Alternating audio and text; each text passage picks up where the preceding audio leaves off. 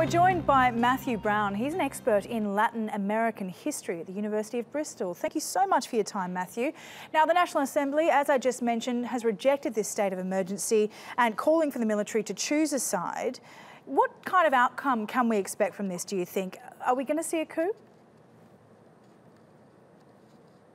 Well, I think what we have to do is to try and situate this within the longer history. People have been thinking that this might be the end of the Chavista regime, the Nicolas Maduro, even since he began to take over power from Hugo Chavez. So what we've had since December 2015 is a increasing tension between the newly elected National Assembly, where the opposition has a majority over the government, and a government which is increasingly aware that it has to use other means in order to retain its grip on power. So that's meant over the last 2 or 3 years, increasing militarization of the government and of society in Venezuela, put together with an opposition which has slowly begun to create a sense of unity together to fight against the government. It's using several different strategies in order to attempt to overthrow the government. So one is the recall referendum, which looks like it's running into serious difficulties. The government is resisting that process. So then there's also the call for protests on the street and an attempt to use a public show of force, an attempt to create perhaps a violent disorder, a violent crisis.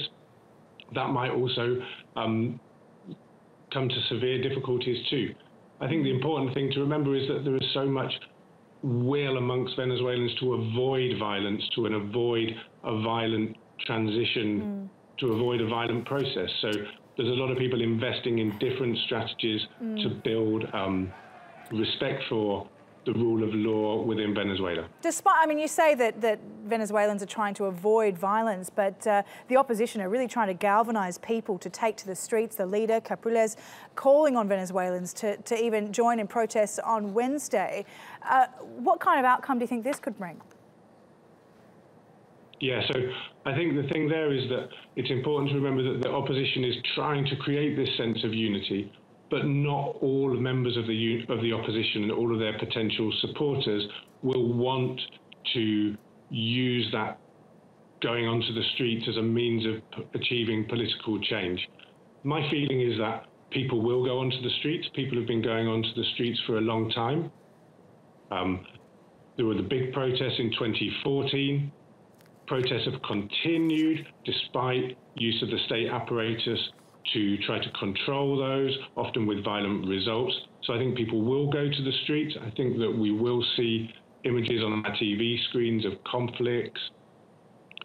Nevertheless, it's difficult to see where this is going to end. It's impossible to predict. As I said at the beginning, people have been predicting the end of the Chavista regime for over a decade. It's extraordinarily resilient, has proved itself to be popular in elections, continually winning democratic elections throughout Chavez's life. With Maduro, it's lost a lot of that popularity. Maduro doesn't have the charisma and popularity that Chavez enjoyed. So you see with his own narrow election to the presidency in 2013, followed by the government's defeat in the National Assembly elections in December 2015, a gradual decrease in the popularity of the government. So therefore, you've got these various longer-term forces coinciding at the moment, and the key player may well be the army. The army and the armed forces more generally have stuck to the regime, have become embedded in the regime, and have become much more powerful within the regime under Maduro's presidency. So that's why the opposition is calling to the military to come and join them. Whether they will do is something that we'll be seeing over the next few months. Right, but in the meantime, Maduro is standing on very shaky ground there. OK, I think we'll leave it there for the time being. Thanks so much, Matthew. That's Dr. Matthew Brown for us in Bristol.